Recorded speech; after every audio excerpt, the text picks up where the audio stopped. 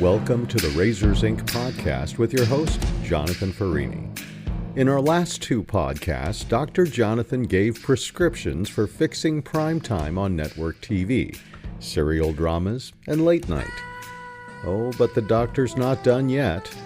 So under doctor's orders, pour yourself a drink, pull up a chair, and hear Jonathan's take on movies, television, and today, the two intersect in part 3 of Dr. Jonathan's prescription for network TV, the movie edition. Here's your host, Jonathan Farini.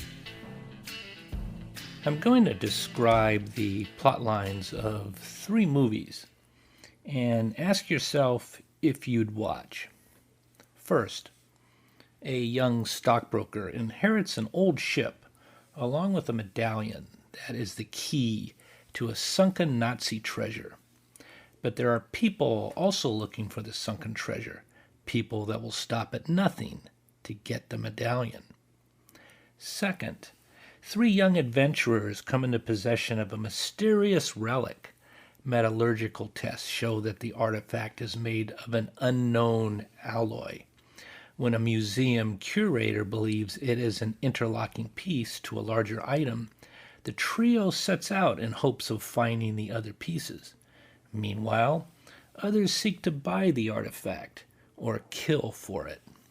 Third, a retired businessman and sailor notice that there has been a rash of ships and planes disappearing off the Florida coast, and he starts to investigate. Many of you found these plots interesting. What you may not know, these were movies made for television. The first movie is titled The Log of the Black Pearl, which was a pilot film for a television series produced by Jack Webb. See my podcast about Jack Webb. And aired in 1975 on NBC. What's that? My grandfather gave it to me before he died. Did he say what it was? Tried to, he didn't have time. He said 3 things, though. The picture man, something about make him wear it, and one word, Mongo. What the hell does all that mean? Maybe it's in the log. Let's see what Captain Sand was up to before he died. Well, I know he was headed for Puerto Vallarta. Right you are, lad. Entry January 23. That was yesterday. Set a course due south, destination 26 January, Puerto Vallarta. 1,500 hours, pick up the picture man. Have the medallion. Set course for unknown destination. This has something to do with that treasure. Treasure? According to the crew, they were headed out to search for some kind of treasure. Waste of time and money. Well, with this medallion and the log, maybe he was onto something. I tell you right now, forget it. Every beach jockey and his brother will try and sell you a 10-cent map. 1 hour and 20 minutes long. The second movie is titled Search for the Gods, which aired on ABC in 1975. I'm looking for Gennaro Juantez. What for? Are you Gennaro? Who are you? Your grandfather sent me. You a friend of his? Well, I knew him. Well, why did he send you? I have something for you. What? May I come in? Well, what is it you have for me? Some news. You said you had No, something. wait a minute.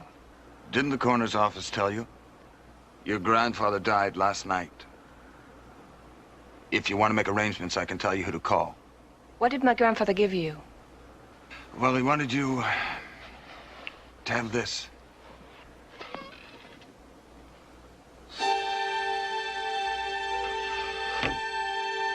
You're not Gennaro.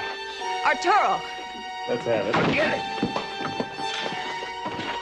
All right, hand it over. Look for a young Kurt Russell playing one of the leads. It ran 1 hour and 40 minutes long. The third film is titled Beyond the Bermuda Triangle, starring Fred MacMurray, which aired on NBC and produced by Playboy Productions.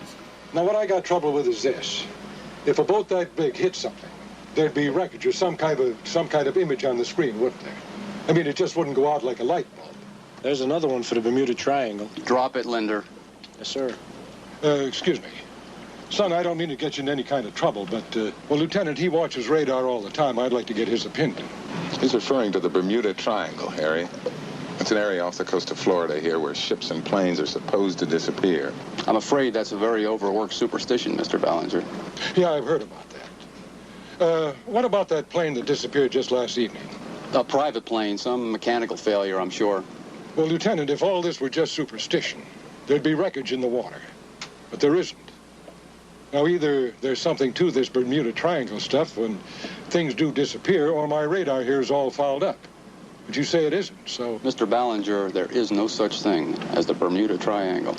Is that the official Coast Guard position? It is. And it could be you're right. But what if you're not? 1975. 1 hour and 14 minutes long. Yeah, 1975 was a good year for television movies. I was 17 years old in 1975 and growing up outside Los Angeles. I lived a comfortable life but never went anywhere. My parents didn't travel. As a teenager, these made-for-television action-adventure films took me to Mazatlan, Mexico, Taos, New Mexico, and the Bermuda Triangle off of Florida, and stoked my desire for travel and adventure. The best part, I didn't have to leave the comfort of our living room, nor buy a ticket. Television was beamed into the house from a rooftop antenna at no cost. The Movie of the Week format saw network television air original feature-length films and was popular in the 60s and 70s. Each of the three networks, ABC, CBS, and NBC, each had a Movie of the Week. Why did networks create their own movies, Jonathan? In the 1960s, movie studios viewed television as a threat to their theatrical revenue, so they charged high fees for the privilege to broadcast their films. The networks experimented with having films made specifically for TV to lower programming costs. Until the late 1960s, ABC ran a distant third behind rivals CBS and NBC, leading to jokes about its acronym meaning Almost Broadcasting Company. Running a distant third made ABC innovate, however.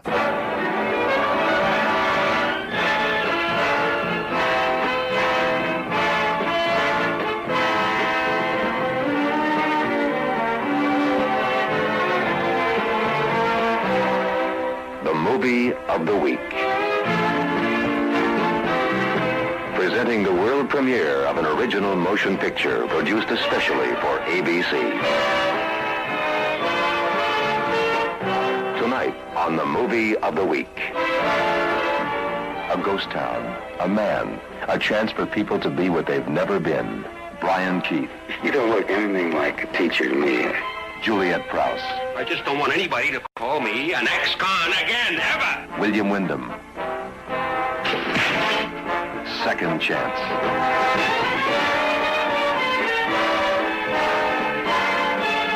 ABC presents The Movie of the Week. The ABC Movie of the Week produced 90-minute movies and ran from 1969 to 1975.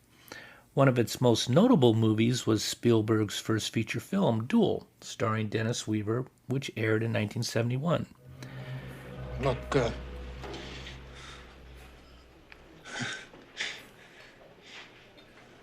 I want you to cut it out.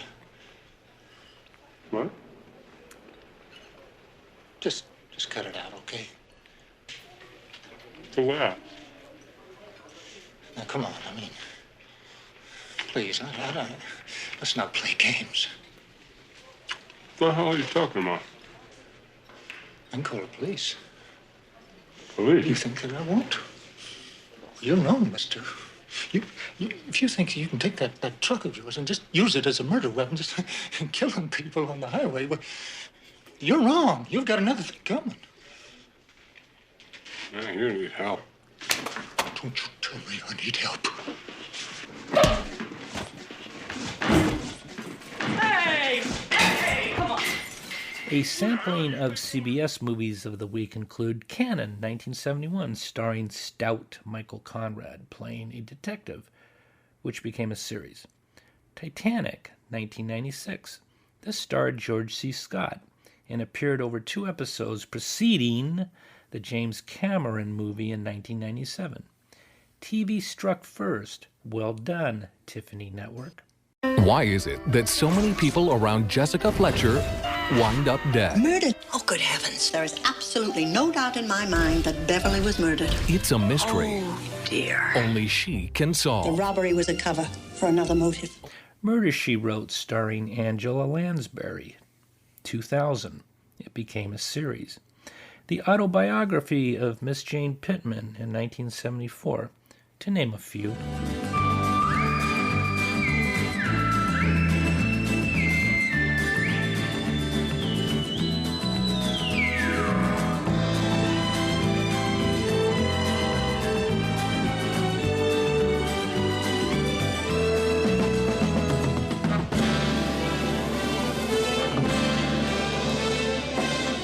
Tonight, starring Rock Hudson and Susan St. James as Macmillan and Wife. NBC had a knack for creating series from pilot movies, including Columbo, Macmillan and Wife, Quincy, Medical Examiner, and McCloud, all part of the NBC mystery movie. What happened to these movies made for television, Jonathan? Fortunately, you can find most on YouTube. See my podcast, Is YouTube the New Library of Alexandria? They were abandoned by the networks for two reasons. Made-for-TV movies were more expensive to produce than hour-long dramas or sitcoms. And unlike theatrical films, TV movies rarely had the value for rerun or syndication markets, limiting their potential for recouping production costs. I grew up watching television in the late 50s, 60s, and 70s. By the time the 80s rolled around, I was watching cable channels, which had eaten the network's lunch, that is, producing made-for-cable features. I simply didn't have an appetite for the sitcom genre, which replaced the made-for-television movies. What's the current state of television, Jonathan? Bad. A decline in viewership as more people opt for streaming services. Streaming services have become competitors, offering a wider variety of content. More and more people are cutting the cord and opting out of traditional cable subscriptions, which include network coverage. Television networks are owned by the same companies that own streaming services. For instance, CBS, Paramount Plus, ABC, Disney Plus, and NBC Peacock. And these companies are prioritizing their streaming platforms over their traditional networks, cannibalizing themselves, I believe. Declining ratings have led to tighter show budgets, with networks focusing on cheaper reality shows, sitcoms, and live sports. Dear networks, you invented the made-for-television movies. The FCC requires you to air your programming for free, and anybody with a simple plug-in antenna can watch your programming at no cost.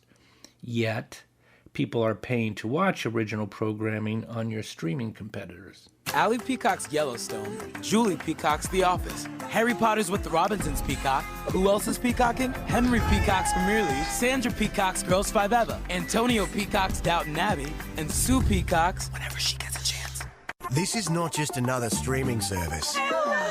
This is unique stories, iconic stars, and a mountain of entertainment. Trust. This is everything you've been looking for. This is as good as it gets. This is a mountain of entertainment. This is Paramount Plus. Watch full seasons. Stream on Hulu. Yes, it's less costly to produce a sitcom, and if it's a hit, the ad buys are lucrative and the series may run for years. I contend the sitcom platform is stale and will lead to your demise. People are jumping your ship for paid services to get away from the schlock sitcoms you spew. Because I love you, network television, I suggest the following. Get back to making made-for-television movies. You invented the genre. You have the real estate to produce movies made for television, meaning production centers. The movie of the week was a talent magnet, attracting the best talent in front of and behind the camera, which graduated to films or moved on to paid services. Remember Duel? There's no lack of talent who'll be beating down your doors with original eyeball-catching content, which will create brand loyalty, just like you did on those dedicated time slots when people gathered around the set to watch a made-for-television movie. The brand loyalty, I contend, will obliterate the additional production costs associated with a 60 or 90-minute time slot. What do you have to lose, networks? Remember ABC running third and being the joke of the industry? Reinvent yourself again with the content you invented. Hell, the movie studios feared you and kept you at bay with exorbitant licensing fees for running their films, remember? But we've already created our own streaming services to compete with paid services. Well, you're stuck with the traditional network programming slots, which you can't fill with news, game shows, and more sitcom schlock. So why not be your own best competitor? Get me? Market share, by any other name, is still market share. The alternative is to stop existing, which would be a blow to creative talent seeking a break, and loss of a no-cost medium many, I contend, still depend upon. The golden age of television never disappeared. It just needs a dusting off, and the movie of the week is the fine dust cloth hiding under your very eyes during these tumultuous times. If you're still innovators and have the will to fight, follow my suggestion. Until I see you next time, please leave behind a soft footprint. And that's the way it is. And while the three networks would change the nights for their respective movies of the week, because it was only once a week, we would watch movies that we might never have watched otherwise. So they captured and then kept our attention for 2 straight hours, never distracted by any other device. Now get off my lawn. You've been listening to the Razors Inc. podcast with Jonathan Farini. Be sure to check out Jonathan's collection of fiction at the Jonathan B. Farini Story Collection at jonathanfarini.com. There you'll find everything from drama to romance, something for every reader, including his latest short story, which takes place in the city by the bay, Our Matchmaker Was an Autonomous Car? Recently published by Literary Heist. That's jonathanfarini.com, Farini with 2 R's, 1 N. Or drop an email to razorsincpodcast@gmail.com.